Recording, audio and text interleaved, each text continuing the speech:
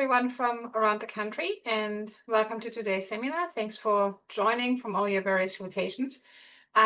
Firstly, I'd like to take a moment to acknowledge the traditional owners and their custodianship of the lands on which we meet today, and I pay our respects to their ancestors and their descendants who continue cultural and spiritual connections to country.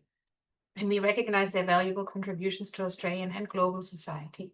The structure of today's seminar is a little bit different than usual because today we're going to hear from three speakers. Dilushi Chandrakumar is an LCC research fellow and a postdoctoral researcher at the Uni Sydney's Gambling Treatment and Research Clinic. And she does very exciting work on the harm gambling can do to communities and how to minimize those harms. And today she's going to tell us about that work, and she's also joined by her two colleagues, Robert and TJ, who also work at the Gambling Treatment and Research Clinic and will us introduce to their research topics as well. I too acknowledge the traditional owners and the custodianship of the lands on which we meet today and pay my respects to their ancestors and their descendants.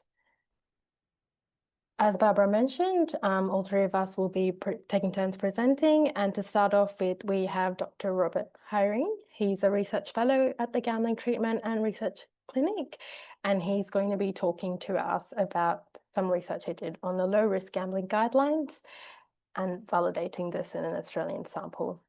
Thanks very much, Dilushi, and hi everyone. Thanks for attending today. So we haven't got much time today really between the three of us, so I haven't got time to really give a broad overview of gambling and gambling related problems, unfortunately.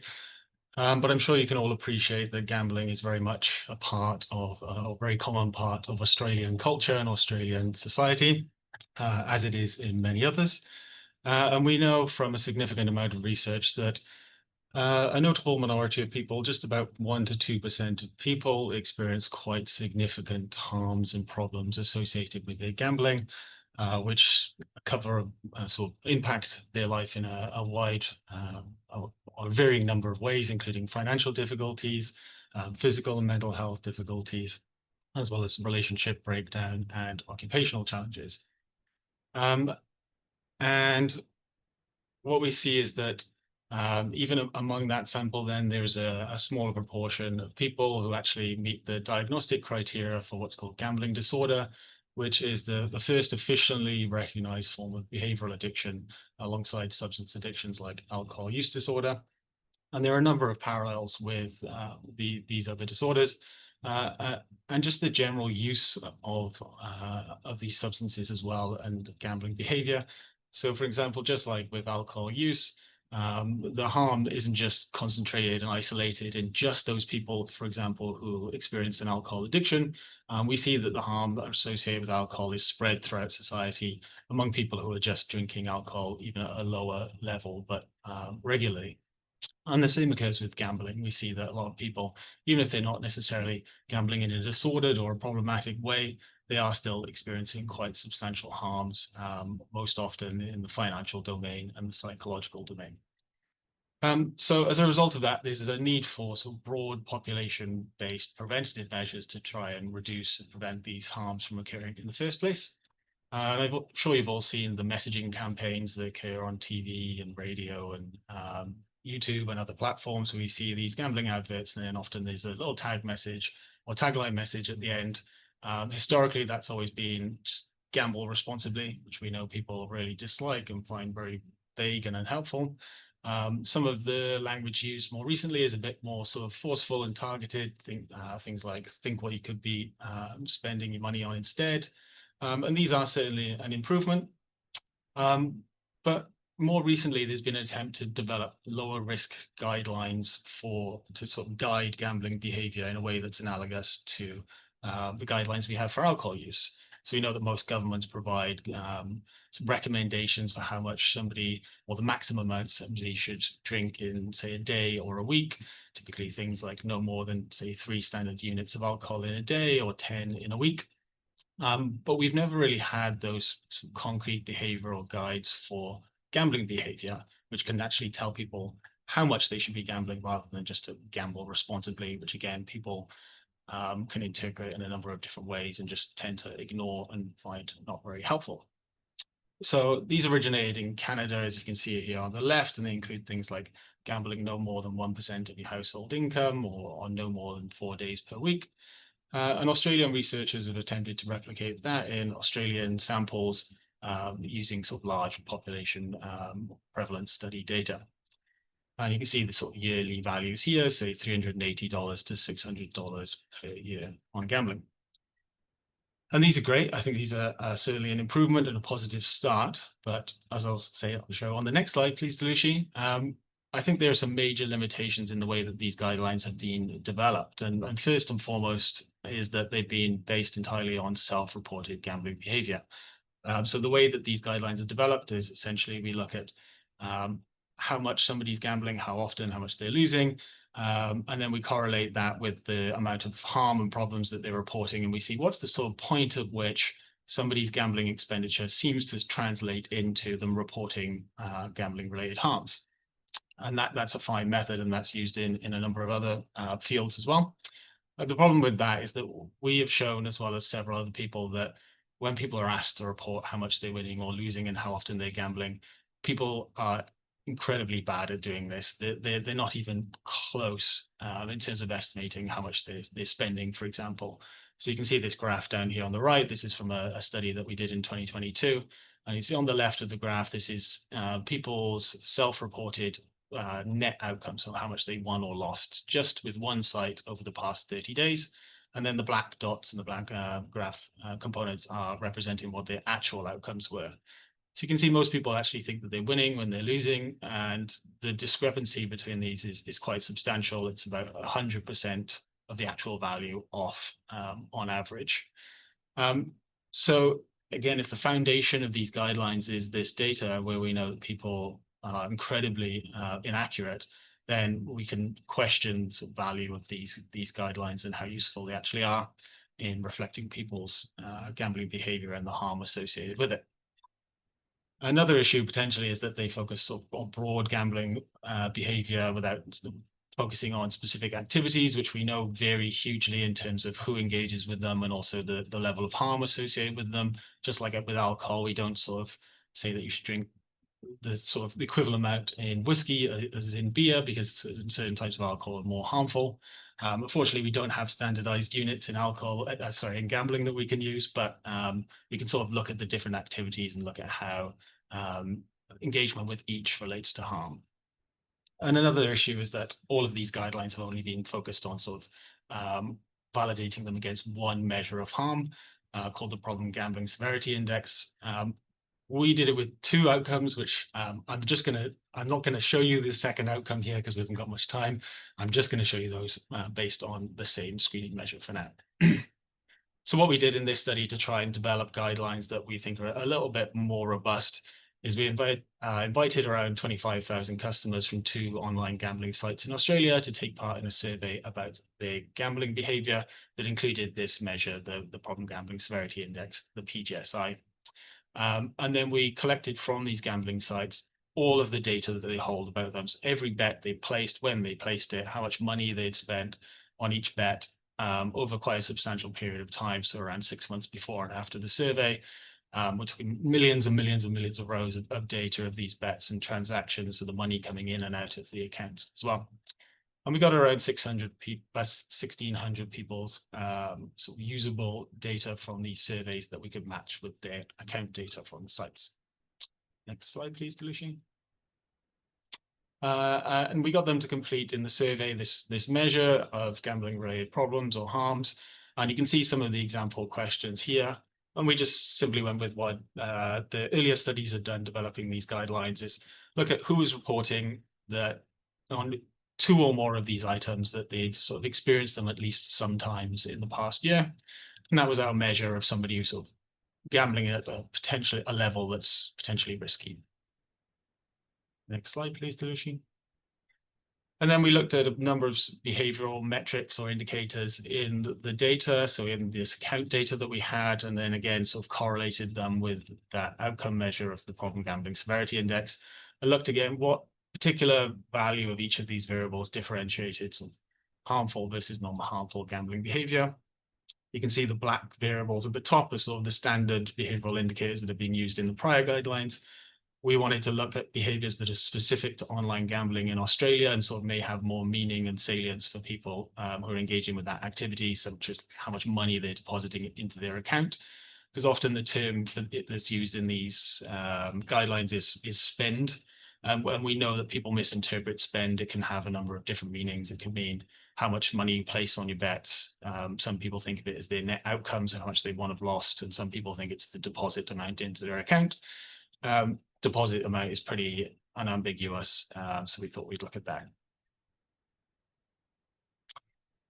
So we use some statistical procedures to essentially try and look at what point along the scale of each of these behavioral indicators best differentiate these groups. So you can see sort of a graphical representation of this process here. We've got somebody's betting days per month, and then we've got the sensitivity rate, so the true positive rate, so the number of people who are harmed, who are sort of classed as harmed, they're above the threshold. And then the specificity rate, the true negative rate, so the number of people who aren't experiencing any harm on the problem gambling severity index and are below that threshold. And there's a trade-off here. You can see as the threshold gets higher, the sensitivity gets lower and the specificity gets higher. So you've got to, we sort of, again, try to find what's the value that gets the best balance of these. Next slide, please, Dilushi. So you can see here on the left, these are the values that we came up with as the sort of optimal values based on our sample. Again, we've got based on people's behavior, average monthly behavior over the 6 months preceding the survey. And then on the right-hand side here is a study of Australian gambling that was done a few years ago. And I think the most obvious takeaway comparing these first few values at the top from our study, so the number of betting days per month, is that clearly our values are a lot higher. We're seeing that the point at which gambling seems to become harmful is higher in our data than in these previous studies based on self-report data. And this Australian study is more consistent with the other self-report studies that have been done internationally as well. When we look at percentage of income spent, for example, which we defined here as money placed on bets, we see it's quite substantially higher. Next slide, please, Dilushi.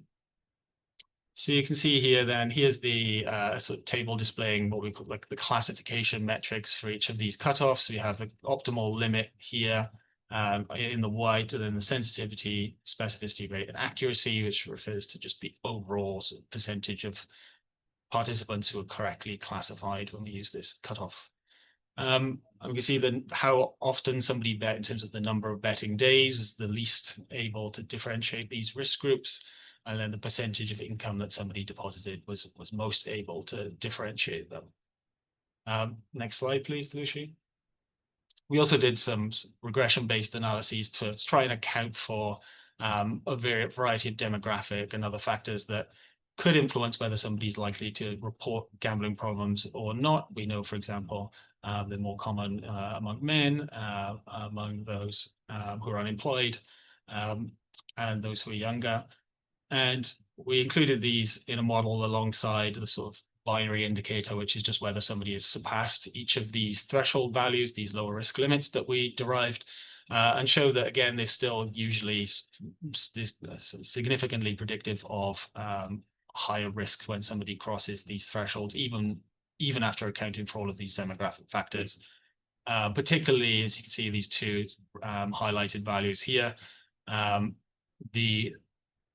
how much somebody's spending sort of relative to their income. So there's nearly 3 times the odds of reporting harm if somebody spends above more than 6% of their monthly income per month on bets, at 3.5 times odds among those who are depositing a little over 2% of their income per month into their gambling accounts.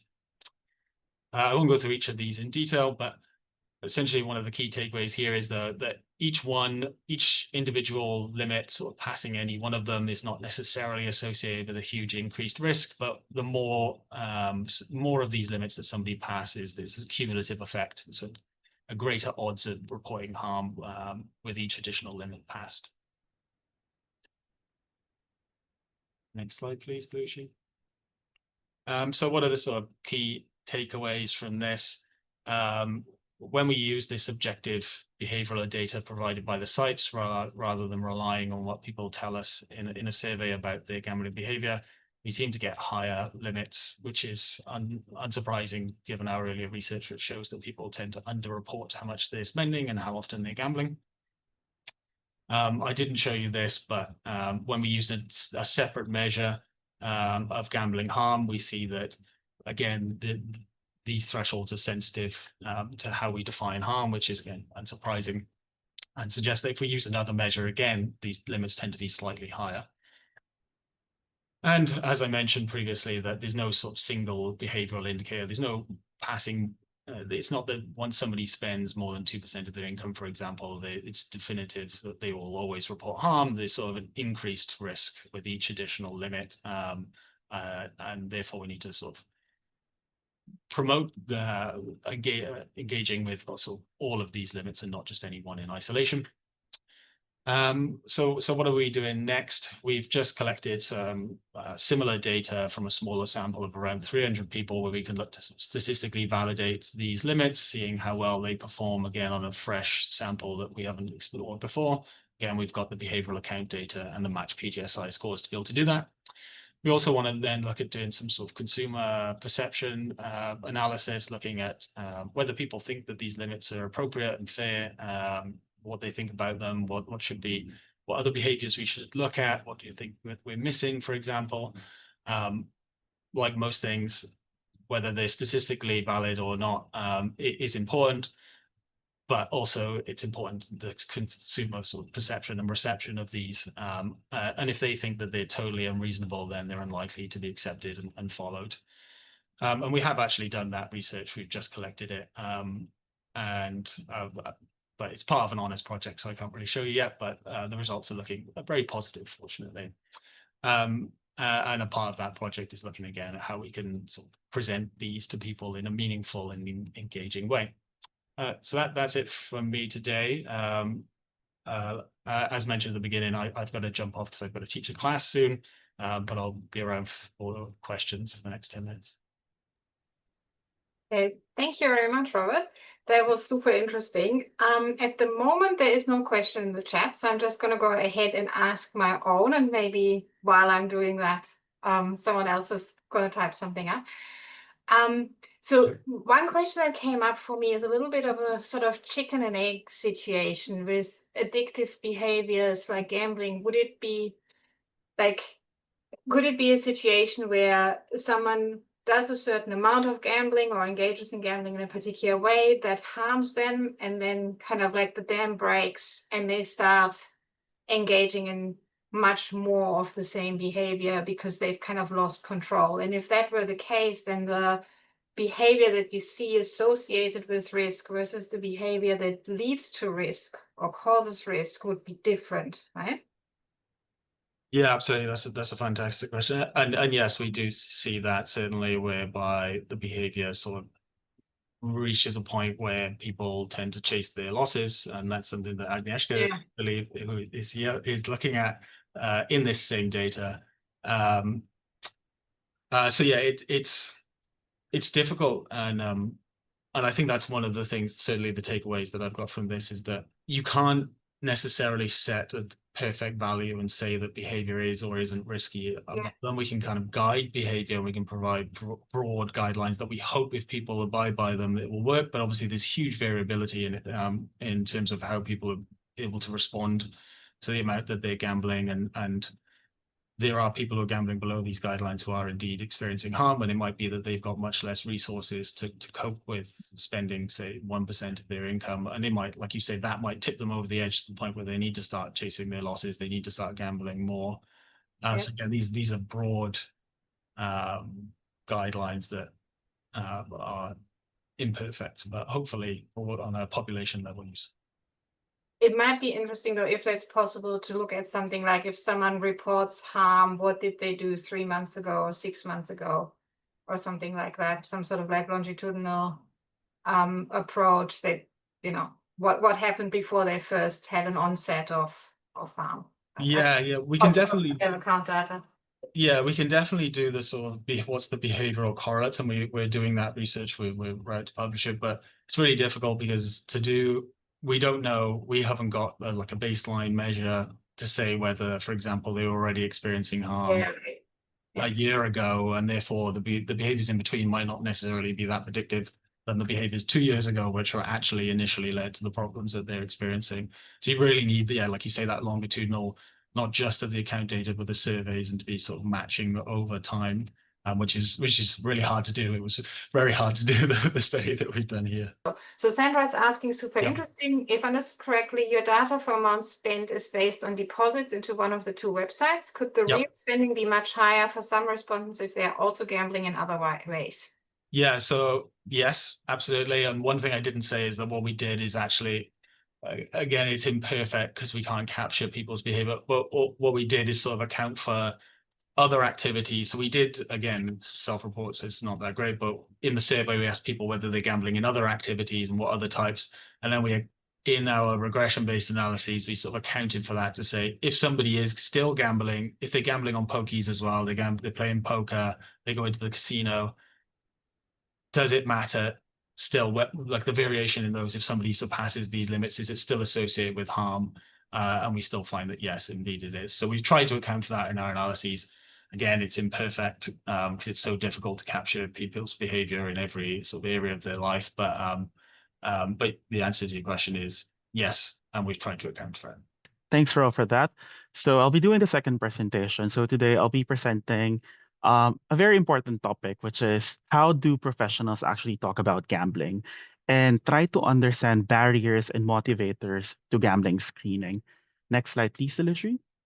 So why is this important? So this is the most recent gambling data. So between July 2021 and July 2022, around 73% of Australian adults gambled at least once.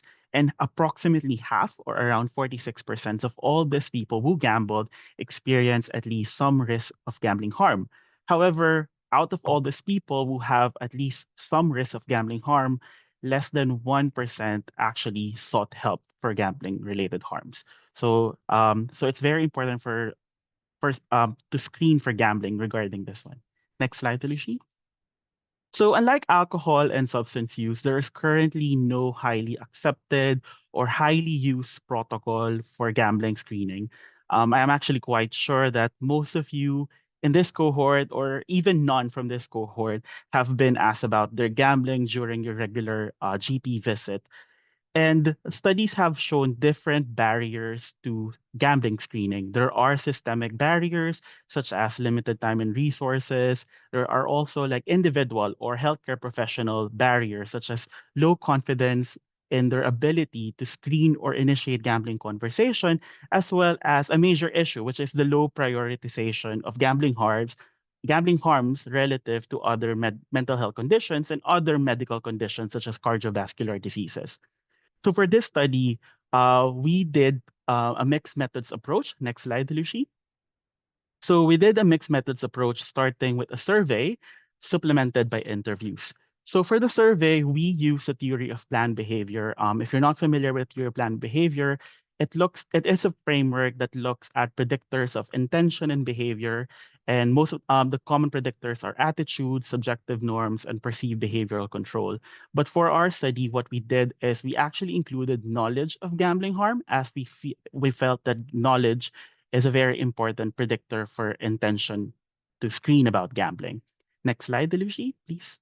So what did we actually do? So we actually did an online survey of healthcare practitioners, healthcare professionals, including general practitioners, specialists, public health practitioners, psychologists, and social workers. We had 89 participants, and these participants completed measures related to the theory of planned behavior, which I mentioned on the last slide, a knowledge quiz, as well as a demographic section asking participants regarding their years of experience or if they've done training regarding gambling screening. Participants were also randomized into receiving a video link. So if you look at the right, there is a QR code that is, if you scan it, that would link you to a video which our team prepared. So it's actually a sample video wherein you would see a scenario-based approach wherein you can incorporate gambling screening on a regular for this one for a regular general practitioner visit. We then sent a follow-up survey 30 days after the completion of the initial survey, wherein we had around 26 participants who did the follow-up survey. The follow-up survey was mainly looking at engagement with the educational video, as well as changes in their behavior post the survey. Next slide, please. So these are our key findings. So in short, we found that subjective norms from colleagues, as well as perceived behavioral controls, significantly predicted intention. Perceived behavioral control also predicted behaviors, actual behavior with gambling screening. So this shows that professionals are more likely to talk about gambling if they feel that their colleagues are also doing it, or if they feel that their colleagues expect them to do it. It also highlights that professionals will screen for gambling if they feel confident and capable of having gambling conversations with their clients. Next slide, Dilushi. With regards to the follow-up survey, we had very minimal response rate to the survey. Hence, we can't really find any significant findings. However, based on the the results that we have, almost half of the respondents reported no change in their behavior. Next slide. To supplement the survey, we did interviews with approximately 17 professionals via in person or via video conferencing, and we used the transcripts from these interviews to do content analysis to identify key themes. Based from these interviews, we were able to identify three main themes or concepts, and technically three main barriers to gambling screening. The first one revolves around uncertainty of screening techniques. So majority of the respondents reported that they are very unfamiliar, they have limited knowledge, or are not very much aware of specific gambling screening tools, and that there is no standardized gambling assessment available. Unlike other conditions such as alcohol use or or substance use disorder.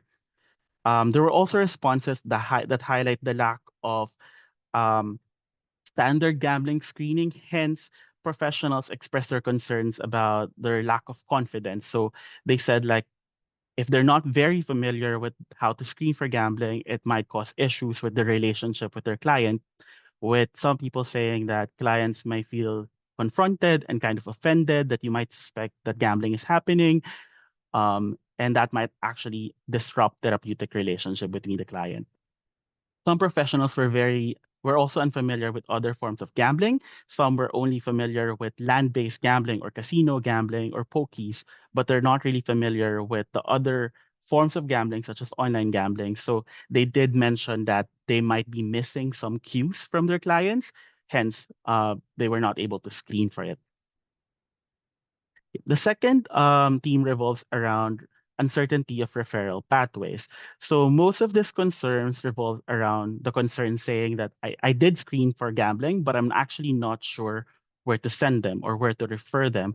This is unfortunate because there are free and confidential gambling resources available for clients, such as Gamble Aware here in New South Wales.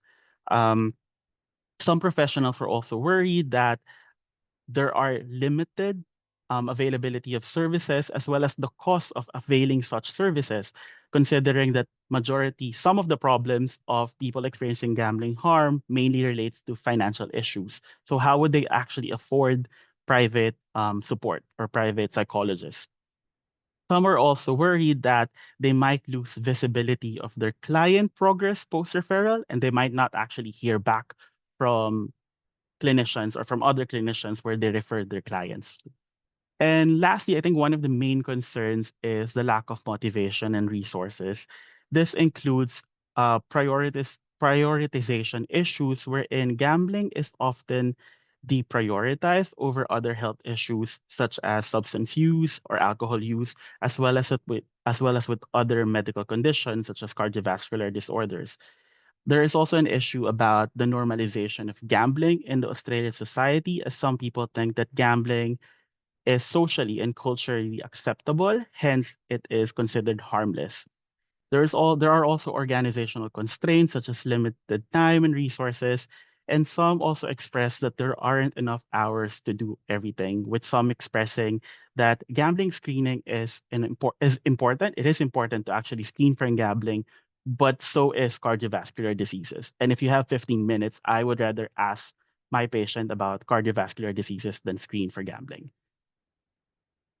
Overall, our recommendations include encouraging healthcare professionals to engage in skill-based training to improve their knowledge and awareness of of gambling screening tools, as well as to empower them. We recommend incentivizing these training programs and integrate screening tools and resources to clinic protocols now. Research-wise, we hope to conduct this study using a more valid and reliable measure, as well as conducting the study in a larger sample size. The results of this preliminary study has been published in the journal Public Health, and you can actually view the article by scanning the QR code on the right. Yeah, this is just a brief overview of the whole study, but thank you. And these are the references. So this is a recent feasibility and acceptability study that we just conducted, and I'm going to be presenting some preliminary findings. So some of the others already touched on this. So we want to minimize gambling harms in the community. 38% of Australian adults gamble weekly, and frequently gambling can lead to experiencing gambling harms, although not everybody who gambles experiences problem gambling. Currently, about half of Australians who gamble experience harms, and these impact close others and the wider community as well. Existing consumer protection tools or safer gambling tools, such as activity statements, deposit limits, and timeouts do exist, but these are rarely used and adhered to. And people typically view these as being only relevant for people experiencing gambling problems. So we wanted to create a tool that targeted customers' needs. We conducted a pilot study and wanted to involve co-design methodology by asking consumers from the beginning what tool they wanted. What we found was that people expressed a desire for a tracking tool, a spend tracking tool. This led to us creating a mock-up of a digital tool, which is now a fully functional tool. Based on what Rob said and prior research as well, we know that people are not very good at estimating how much they spend. So we wanted to incorporate that into a tool. And we also know that people tend to hold multiple online gambling accounts. So they're wagering with lots of different accounts, making it difficult to keep track of how much they spend. So as of 2022, online wagering operators are mandated to send activity statements every month to Australian customers who are actively gambling. So we designed a tool called Betwell with 3 main features. And one of the biggest or main feature is to be able to summarize activity statement information across operators and across time. So basically, it shows customers an overview of how much they've spent. They can look at it over the last 30 days, 6 months, a year, or lifetime.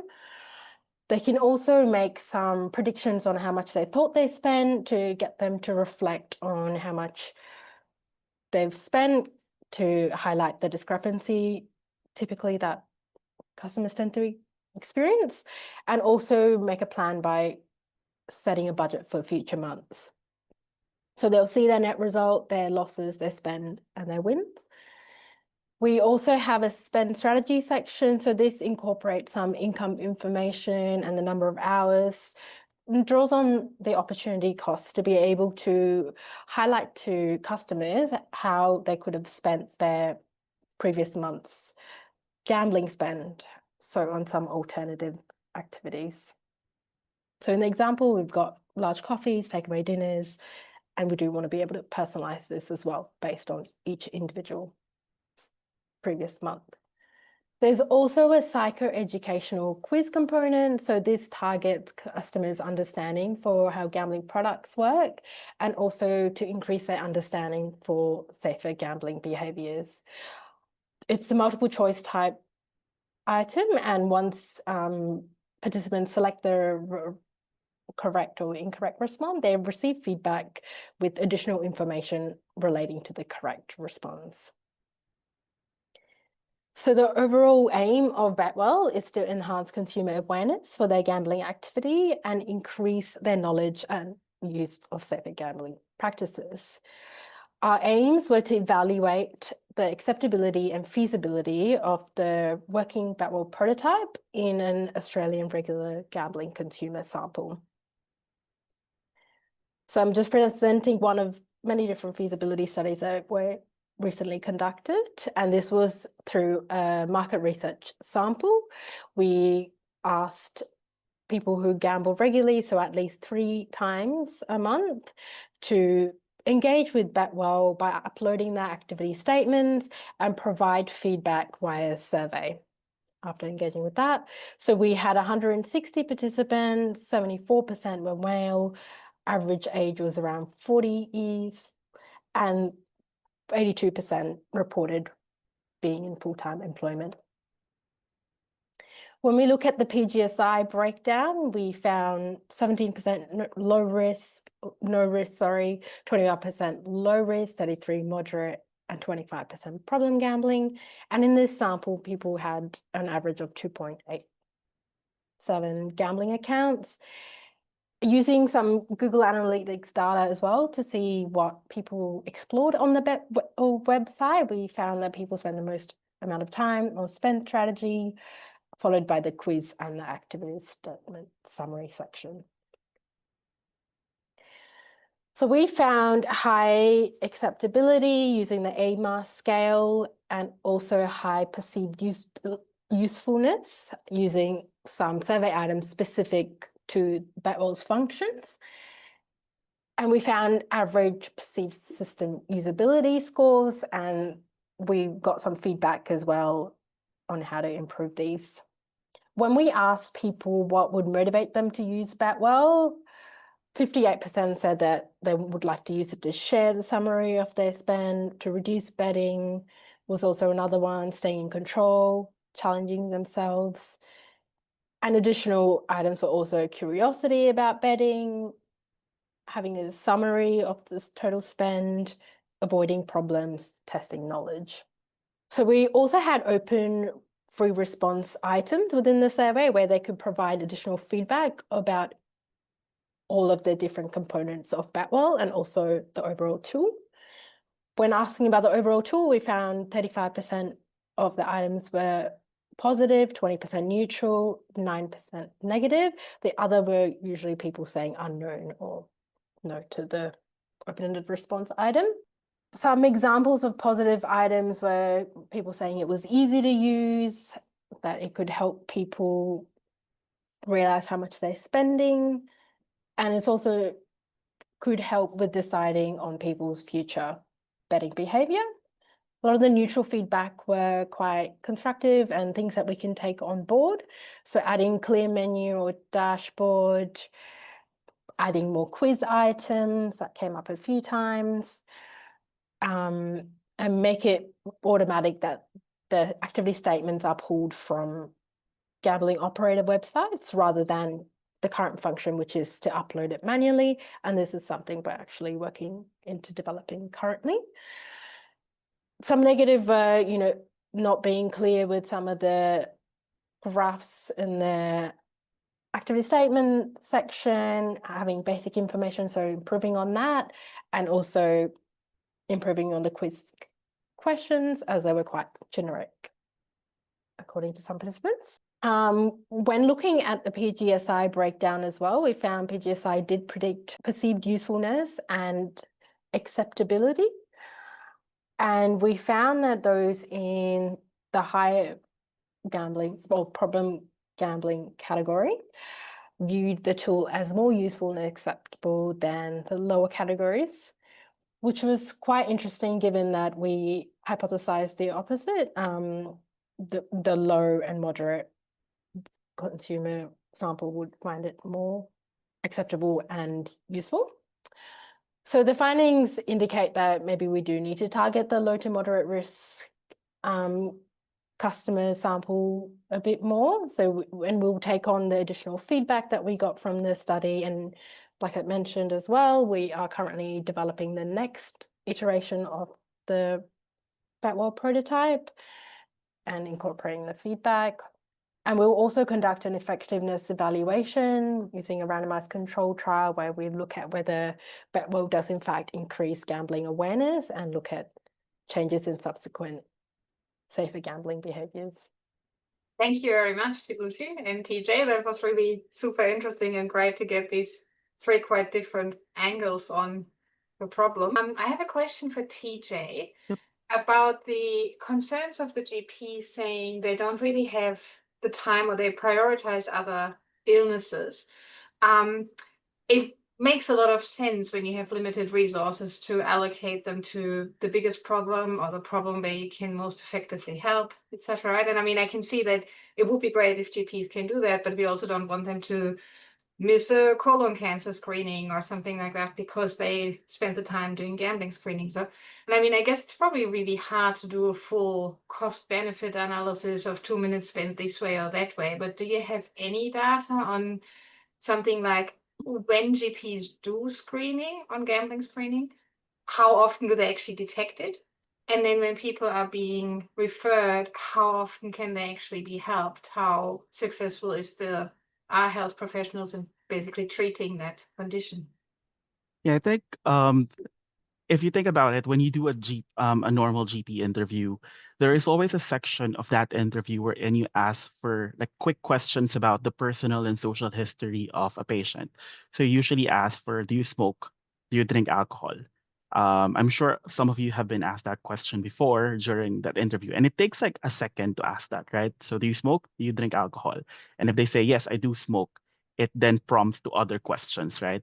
So I think that's what's missing right now. We don't have gambling in that questionnaire. So in that set of questionnaire, I did look at, I think I read it in a paper recently about having like a single item question for gambling.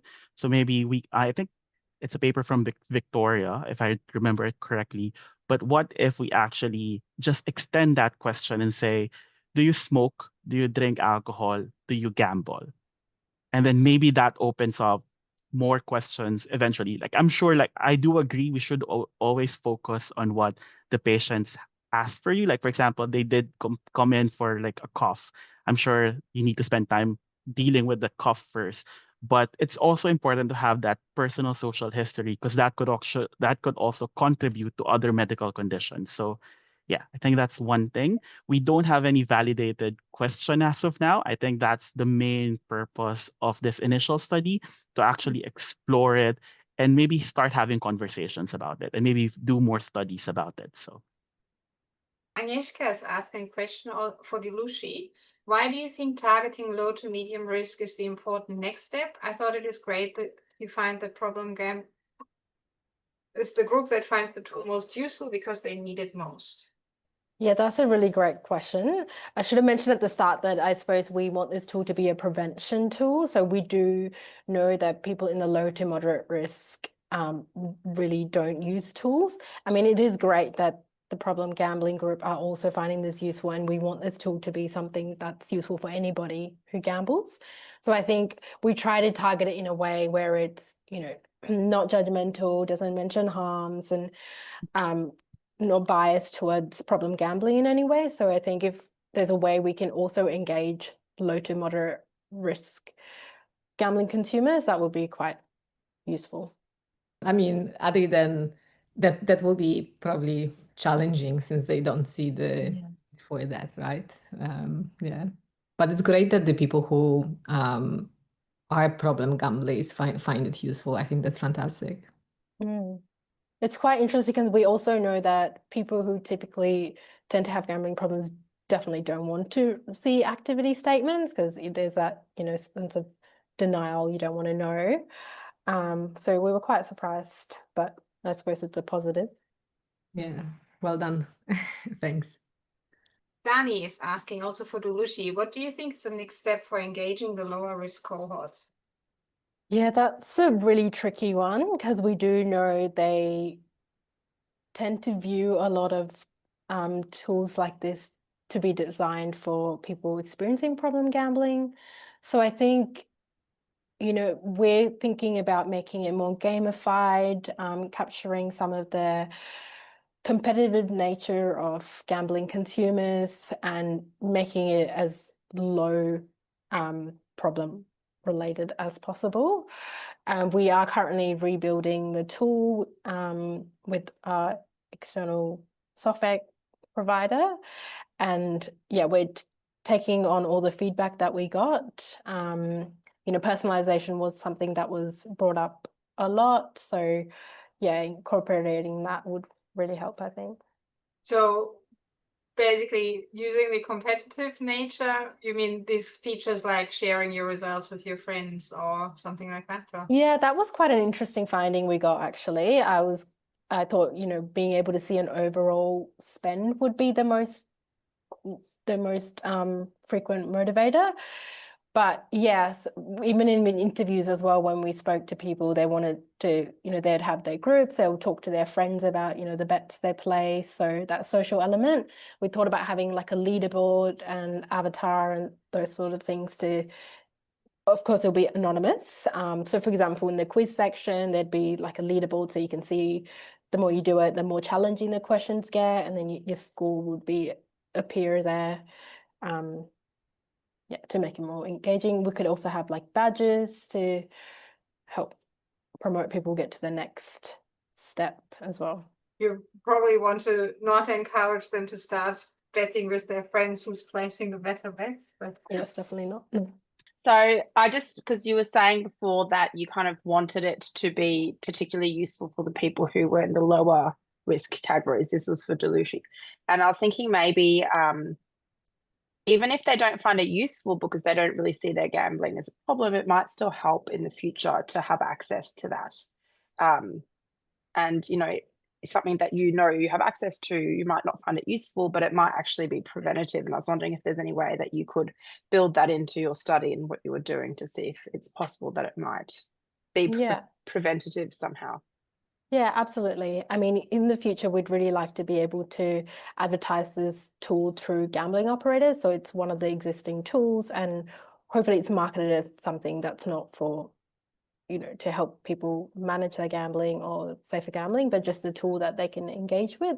So first would be awareness that this tool exists. We did find in previous studies that some participants weren't even aware a lot of the responsible gambling tools exist, and they have difficulty finding where they are as well. But the fact that it is perceived as useful by the higher risk group is quite useful, because they can obviously also share that with people that they know who also gamble.